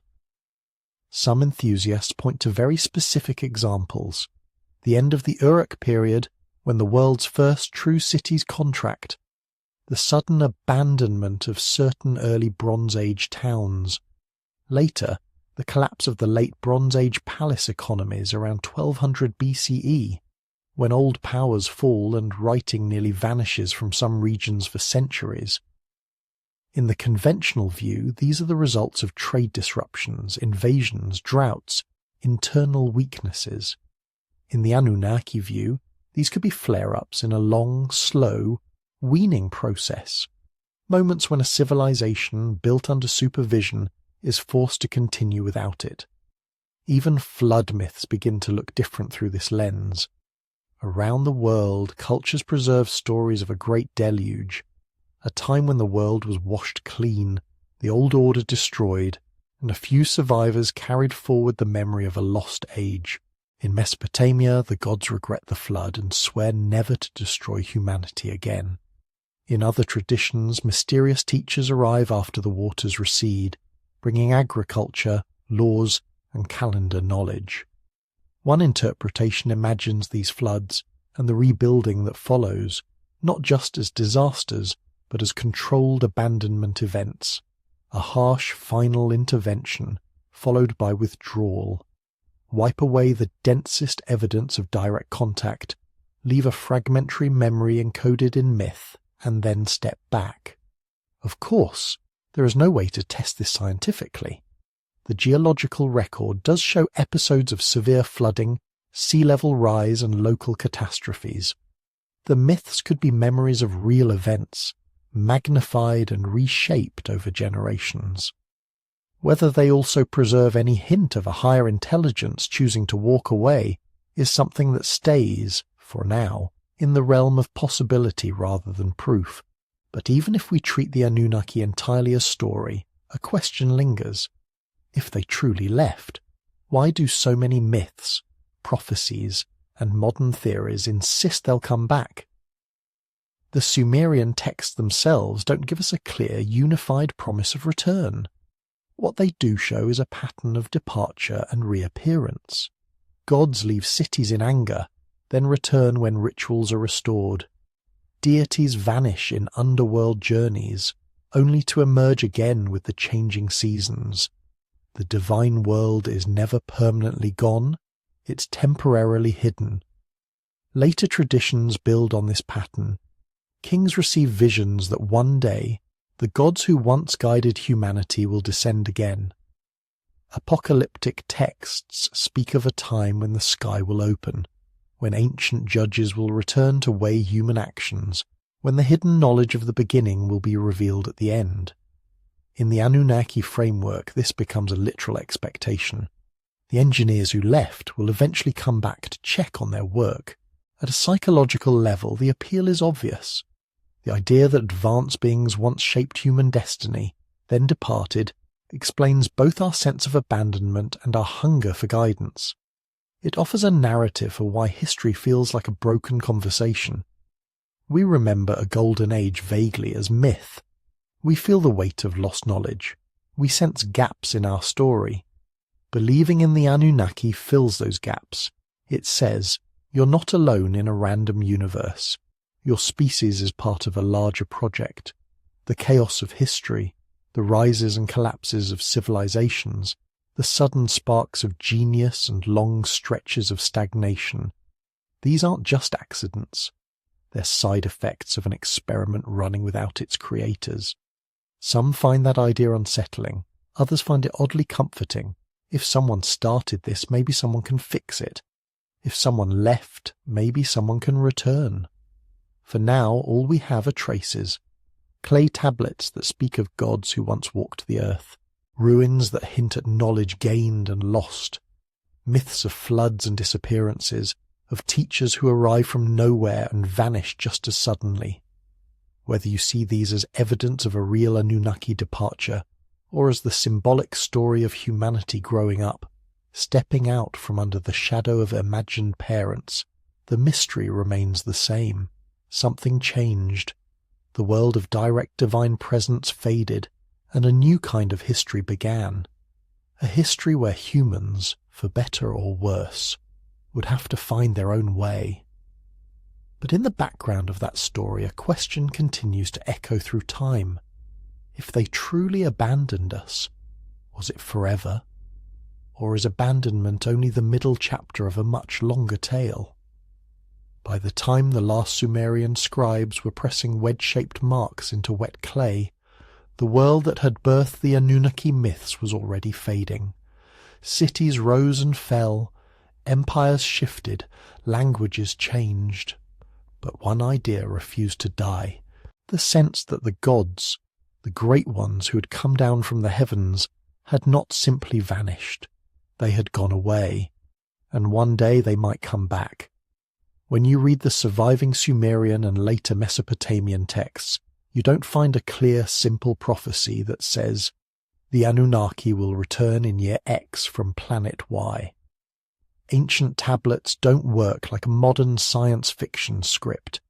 They speak in cycles, in ages, in patterns of departure and reappearance. Gods withdraw to heaven in times of chaos. They return to restore order. They leave their temples empty, then suddenly descend again when kings claim new favor from the divine. Some researchers argue that buried in these cycles are hints of something more literal. They point to hymns describing the gods' radiant chariots rising to the sky, to laments where people beg the Anunnaki to come back from the distant heavens, to later Babylonian texts that speak of great ages controlled by celestial movements. The evidence is fragmentary, ambiguous, open to interpretation. But if you want to see prophecy here, the clay tablets give you just enough to wonder. Over thousands of years, this pattern of departure and possible return fused with another powerful human habit, watching the sky. The same civilizations that told stories of the Anunnaki also tracked planets and stars with astonishing precision. The motions of Jupiter, Venus, Mars were recorded, correlated with omens and royal events. Eclipses were predicted. Celestial alignments were read as messages.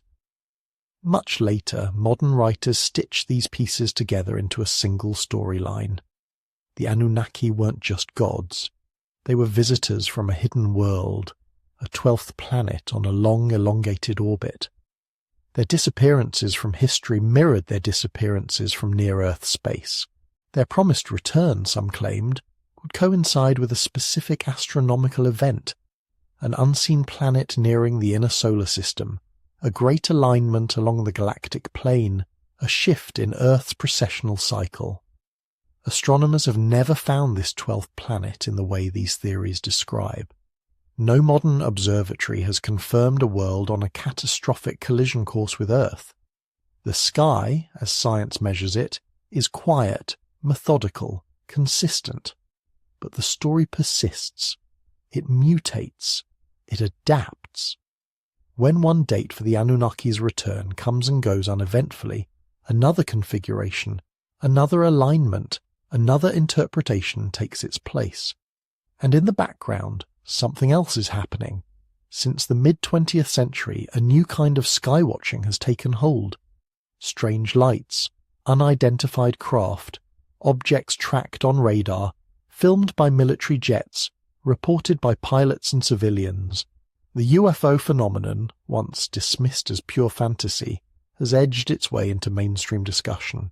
Government files have been declassified. Official panels now talk openly about unidentified anomalous phenomena. For some people, these modern mysteries slot neatly into the ancient story. The Anunnaki, they say, never truly left, or if they did, they've been checking in regularly. Abduction stories become updated contact myths. Crop circles echo sacred symbols. Metallic discs and triangles replace the heavenly boats and flying thrones of clay tablet descriptions. When a new UFO video goes viral, someone, somewhere, connects it back to Sumer. Is there actual evidence that the Anunnaki and modern UFOs are the same thing, not in a way that would satisfy a historian or a physicist. The timelines are fuzzy. The interpretations of the texts are heavily debated. The UFO data is fragmentary, often low resolution, frequently contradictory. But belief doesn't require certainty. It just needs a pattern compelling enough to hold the imagination in its grip. And that's where the Anunnaki's supposed return becomes less a question of ancient astronomy, and more a mirror held up to modern hopes and fears. In spiritual and UFO communities, the idea of returning sky beings has become almost a framework for understanding reality. For some, the Anunnaki are framed as benevolent elder siblings, ready to step back in when humanity reaches a certain level of awareness or crisis. For others, they're exploiters, here once more to manage their genetic project, to harvest resources, to reset civilization. Meditation groups claim to channel messages from them. Online forums debate which star systems they're associated with.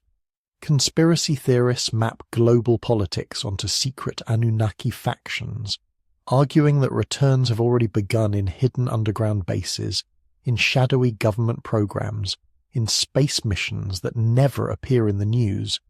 None of this can be verified, but all of it reveals something important. People are using the Anunnaki to tell a story about us. The astronomical claims follow the same pattern. One generation focuses on a particular comet, another on a predicted planetary alignment, another on the end of a Mayan calendar cycle, folded into Sumerian timelines and processional ages. Each time the script is rewritten. This is when the gate will open, when Nibiru will reappear, when the Anunnaki will step out of the shadows. Each time, the physical world carries on more or less as before. Skeptics point out correctly that ancient prophecy is notoriously easy to retrofit to events after the fact. Vague lines about great kings falling or dark stars rising can be repurposed endlessly. What looks like precise prediction often appears precise only in hindsight. Mythology and genuine prophecy blur into one another, especially when texts have been copied, re-edited, and reinterpreted across centuries and languages. With the Anunnaki, that problem is magnified. We're dealing with damaged tablets, lost libraries, and modern translations layered with assumptions. Some key words have no exact equivalent in English. Are they vehicles, or clouds, or divine thrones? Are they planets, or stars, or symbolic powers? Every choice a translator makes nudges the story in one direction or another.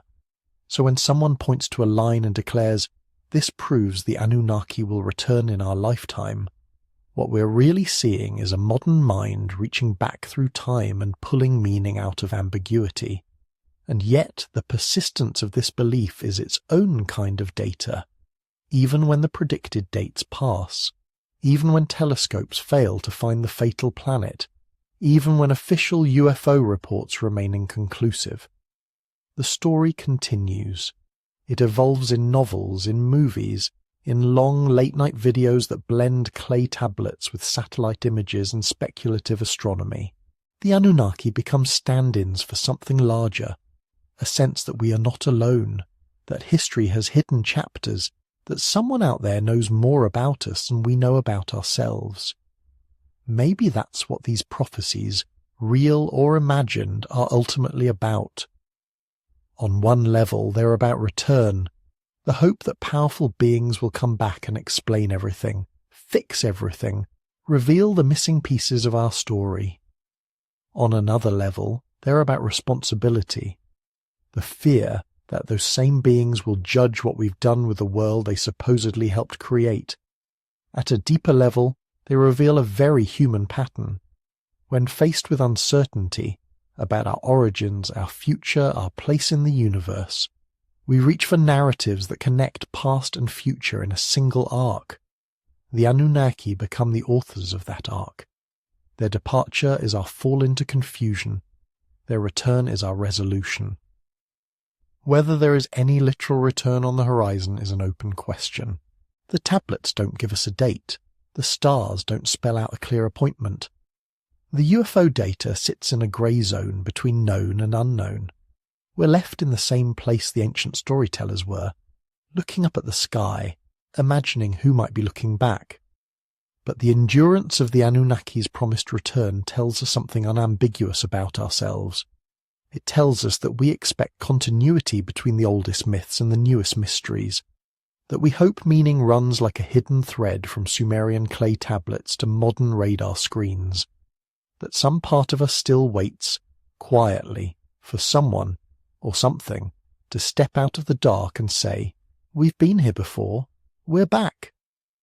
Until that happens, if it ever does, the Anunnaki remain where they've always been, half in the text, half in the sky, and half in the human imagination, promising just enough to keep us watching the heavens a little longer before sleep.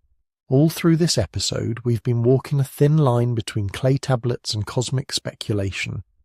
10 stories, circling the same unsettling idea. That long before written history, someone, or something, might have intervened. We heard about humans shaped through genetic manipulation instead of slow evolution. A hidden 12th planet carrying the Anunnaki across the dark. Mining operations in ancient Africa that sound eerily like labour camps. A pantheon of gods who behave less like distant spirits and more like powerful, quarrelsome rulers. Wars in the sky, underground bases, lost civilizations swallowed by time. Forbidden knowledge guarded in cuneiform, a possible genetic legacy in our own DNA. A dramatic departure, a promised return. Different tales, same pattern, ancient contact, intervention, abandonment, and the faint implication that we are not entirely the authors of our own story. But when we step out of the shadows and into the light of evidence, the picture changes. The Sumerian texts are real. The cities, the temples, the kings, those are documented. The gods' names, the rituals, the myths, we can read them. What we don't have is a clear, unbroken chain from those texts to spacecraft, gene labs, or star maps we can verify.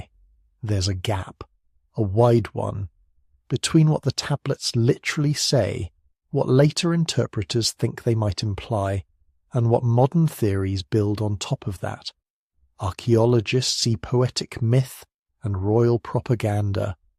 Some researchers see encoded memory of real encounters. Right now, the data doesn't let us prove either side with certainty. And yet these stories refuse to die. They persist because they answer questions that haunt us. Why are we here? Why this sudden leap to cities, writing, astronomy? Are we alone in the universe, or are we part of someone else's project? When the official answers feel incomplete, Anunnaki narratives slip into the empty spaces, connecting dots our minds can't stop trying to connect. In that sense, these tales tell us as much about ourselves as they do about any possible ancient visitors. They reveal our discomfort with randomness, our preference for intention over accident, design over chaos. They show our hunger for meaning and our willingness to gaze into the dark and imagine companions looking back. Curiosity is not the enemy of science, it's the engine. As long as we're honest about what we know, what we don't, and where we're speculating, exploring these stories can sharpen our questions instead of dulling them. So before you drift off, I'd like to hear from you. Which Anunnaki story felt the most plausible to you? Which one felt like pure myth? Do you think there was ancient contact? Or are we projecting our modern fears and hopes onto broken tablets? Let me know in the comments what you think and where you're listening from tonight. Are you in a quiet apartment in the city, somewhere out in the countryside, halfway around the world? If you enjoyed this journey through Sumerian shadows, tap like so, more night owls can find it. Subscribe for more history told in the dark and turn on notifications so you don't miss the next mystery. For now, we leave the Anunnaki where they've always been, half in the clay, half in the stars, waiting in that space between what we can prove and what still might be.